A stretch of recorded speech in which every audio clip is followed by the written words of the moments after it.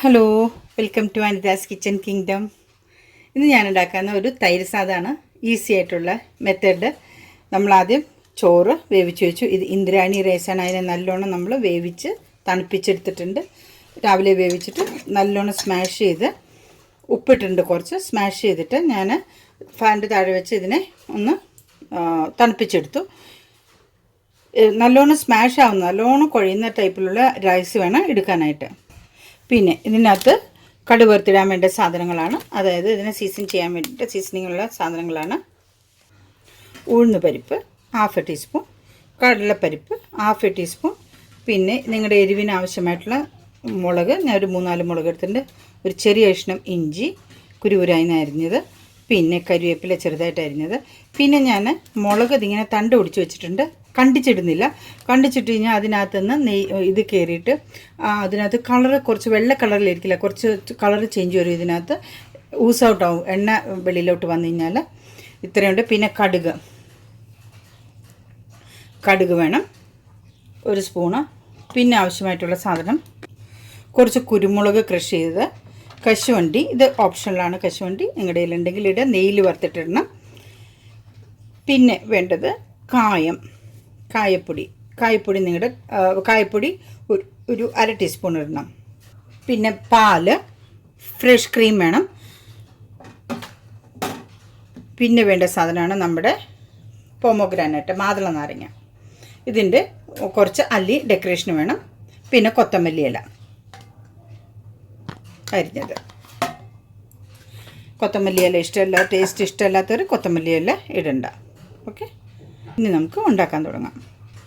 Main ingredient തൈരാണ്. നല്ല കട്ട തൈര് ഉണ്ട്. ഇതിനാവശ്യമായിട്ടുള്ള ആദ്യം ചോറെടുത്ത് വെച്ചിട്ട്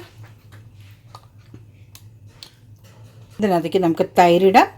എടുത്തു വെച്ച പാൽ ഒഴിക്കാം. എന്നിട്ട് പാല്, പിന്നെ കുറച്ച് ഫ്രഷ് ക്രീം, ഇത്രയും ആഡ് ചെയ്തിട്ട് നമുക്ക് നല്ലോണം കുഴച്ചെടുക്കാം.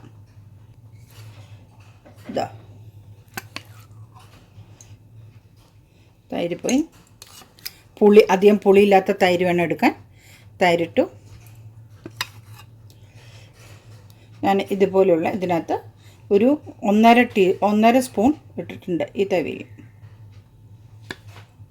ഇനി ഇത് മിക്സ് ചെയ്യാം. ഇത് മിക്സ് ചെയ്തു. തൈര് മിക്സ് ചെയ്യുന്ന സമയത്ത് ഉപ്പിട്ടിട്ടുണ്ട്. ഉപ്പ് ടേസ്റ്റിന് ആവശ്യമായിട്ടുള്ള ഉപ്പ് ചേർക്കുക. ഇതിപ്പോൾ കട്ടിയായിട്ട് തൈര് ആവശ്യമായിട്ടുള്ള ചേർത്തിട്ടുണ്ട്. ഇനി ഇതിനാവശ്യമായിട്ട് ഇത് തൈര് ചേർത്തിരിക്കുന്നത് ഞാൻ കാണിച്ചിരിക്കുന്ന ഒരു വലിയ ബൗൾ, ഇത് ഈ സ്പൂണിന് 1.25 സ്പൂൺ ഞാൻ തൈര് ചേർത്തിട്ടുണ്ട്.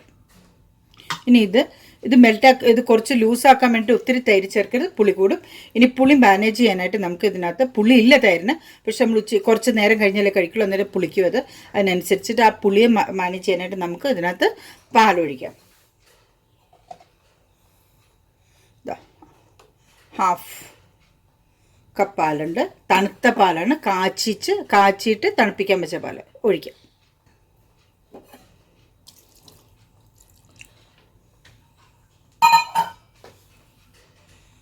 പാലൊഴിച്ചു. ഇനി ഇത് നമുക്ക് നല്ലോണം മിക്സ് ചെയ്യാം. ഇതിനകത്ത് നമുക്ക് ഇനി കുറച്ച് ഫ്രഷ് ക്രീം ചേർക്കാം. ഇത്രയും മതിയാവും. ഒരു 1 ടേബിൾ സ്പൂൺ, ഒരു 1 ടേബിൾ സ്പൂണാണ് ഞാൻ ഇത് ഫ്രഷ് ക്രീം ഇട്ടത്. കാരണം എൻ്റെ തൈരിനകത്ത് ഒത്തിരി ക്രീമുണ്ട്. നല്ല ക്രീമുള്ള പാലിലാണ് ഞാൻ തൈര് ഉണ്ടാക്കിയിരിക്കുന്നത്. അതുകൊണ്ട് ഐസ്ക്രീം പോലെയാണ് തൈര് ഇരിക്കുക.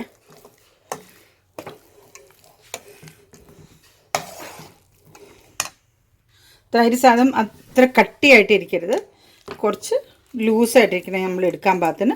അപ്പോൾ അത് ലൂസാക്കണമെങ്കിൽ നിങ്ങൾക്ക് ചിലർക്ക് ഇങ്ങനെ കഴിക്കാനായിട്ടായിരിക്കും ഇഷ്ടം, പക്ഷെ ഇച്ചിരി ലൂസാക്കണമെങ്കിൽ ഇച്ചിരി മോരും വെള്ളം ചേർത്താൽ മതി കേട്ടോ. മോരും വെള്ളം ചേർത്ത് ഇത് ലൂസാക്കുക. കുറച്ചുകൂടെ ലൂസാക്കാനുണ്ട്. കുറച്ച് മോരും വെള്ളം ചേർത്തു.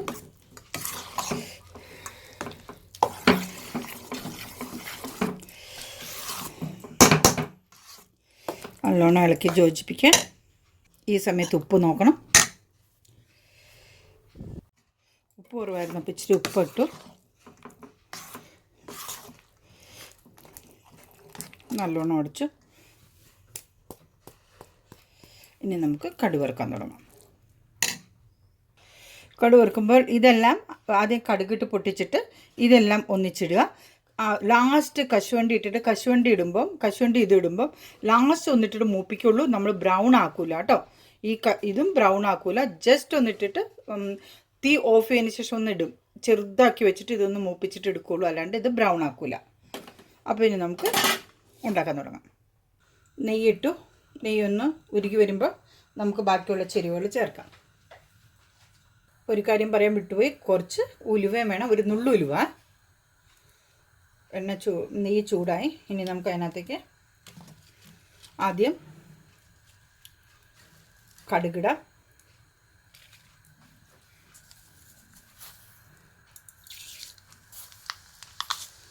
ഒരു സ്പൂൺ കടുകിട്ടു.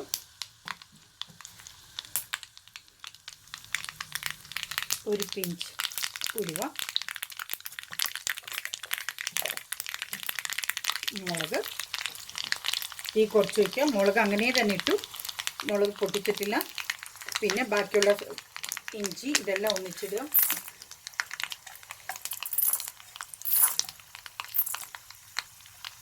ഉഴുന്ന് പോയി.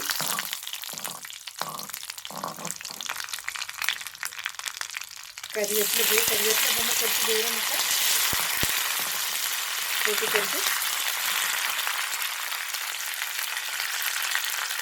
പച്ചമുളക്, ഇഞ്ചി,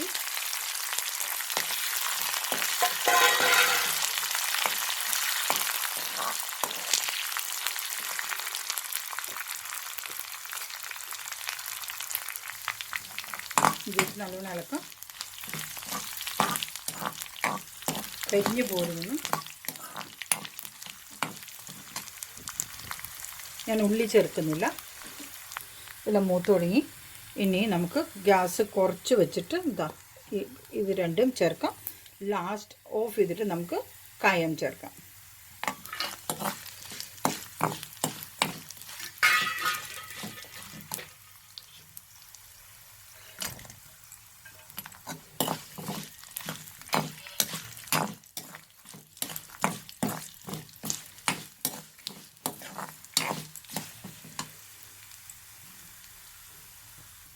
ഇനി ഇതിനകത്ത് നമുക്ക് കായപ്പൊടി ചേർക്കാം.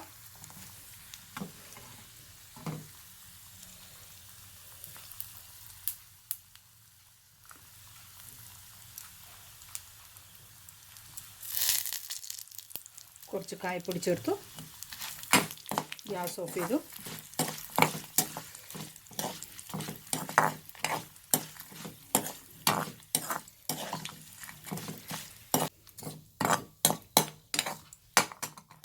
താഴെ കിടക്കുന്ന ഇത് ഞാൻ ഇതിൻ്റെ അടിയിലിടും. നമ്മൾ ഇനി ചെയ്യാൻ പോകുന്നത് എന്താണെന്ന് വെച്ച് കഴിഞ്ഞാൽ നേരെ കുറച്ച് ഇതിൻ്റെ ബാക്കി പകുതി എടുത്തിട്ട് ഞാൻ നമ്മുടെ തൈര് സാധനത്തിനകത്തേക്ക് ഇട്ടിട്ട് നല്ലോണം ഇളക്കും ഈ എണ്ണയോട് കൂടി.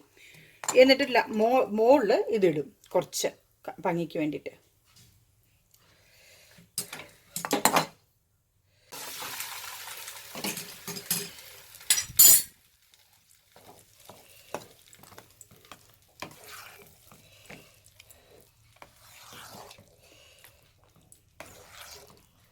ഇളക്കി ഇനി ബാക്കിയുള്ളതും കൂടെ അതിനകത്ത് എരിവ് പോയിട്ടുണ്ട്. ഇത്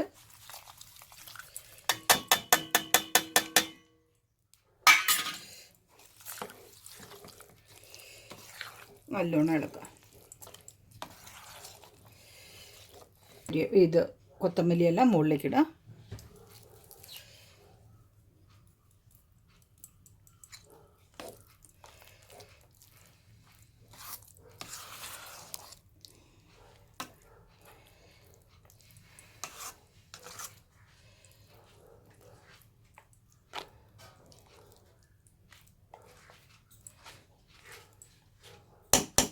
മാതള നാരങ്ങയൊക്കെ വെച്ച് തരിസാദം ഉണ്ടാക്കുമ്പോൾ നമ്മൾ എടുക്കുന്ന വറവിൻ്റെ പകുതി ആദ്യം ഇട്ടിട്ട് കുറച്ച് ആദ്യം എടുത്തിട്ട് നമ്മൾ ആദ്യം അത് ഇതിനകത്ത് നല്ലോണം മിക്സ് ചെയ്യണം. മിക്സ് ചെയ്തതിന് ശേഷമേ പിന്നെ രണ്ടാമതെടുത്ത് നമ്മുടെ ചട്ടിയിൽ ബാക്കിയുള്ളത് ഇതിനകത്തേക്ക് ഇടാവുള്ളൂ. ഇനി നമുക്കിതിനകത്തേക്ക് കൊത്തമല്ലി ഇല ഇടാം.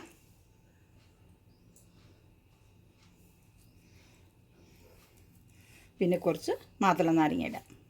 കുറച്ച് മാതള നാരങ്ങ ഇട്ടു. നമ്മുടെ അടിപൊളി ടേസ്റ്റുള്ള ദഹി ചാവൽ റെഡി. തൈര് സാദം റെഡിയായി. നല്ല പ്യുവർ വൈറ്റിലാണ് ഇരിക്കുന്നത്. നല്ല ടേസ്റ്റുള്ള, നല്ല മുല്ലപ്പൂവിൻ്റെ കളറുള്ള, വെളുത്ത, നല്ല ക്രീമി ടെക്സ്ചറുള്ള നമ്മുടെ ദഹി ചാവൽ തൈര് സാദം റെഡിയായി. എല്ലാവരും ഇത് ഉണ്ടാക്കി നോക്കണം. ഇതിൽ ഞാൻ കൂടെ ഒരു പ്രത്യേകത ചെയ്തിട്ടുള്ളത് കടുക് വറുത്തിടുന്നതിലാണ്. കടുക് വറുത്തിടുമ്പോൾ ആദ്യമേ കുറച്ച് കടുക് വറുത്തതിൻ്റെ ബാക്കി എടുത്തിട്ട് നമ്മൾ തൈര് സാദത്തിൽ നല്ലോണം മിക്സ് ചെയ്യണം. അതിന് ശേഷം മുകളിലേക്ക് ബാക്കിയുള്ളത് ഇടുക. അപ്പോൾ നല്ലോണം അടിയിലും ഒക്കെ ആ മുളകിൻ്റെ ആ നെയ്യിൻ്റെ ഇത് കൊണ്ട് നല്ലോണം എരിവ് അതിനകത്ത് ഇറങ്ങും. അപ്പോൾ ഇതെല്ലാവരും ഒന്ന് ഉണ്ടാക്കി നോക്കണം. ഇഷ്ടപ്പെട്ടാൽ എൻ്റെ ചാനലൊന്ന് സബ്സ്ക്രൈബ് ചെയ്യാനും ഒരു ലൈക്ക് തരാനും മറക്കരുത് കേട്ടോ. അപ്പോൾ വീണ്ടും കാണും വരെ എല്ലാവർക്കും നമസ്കാരം.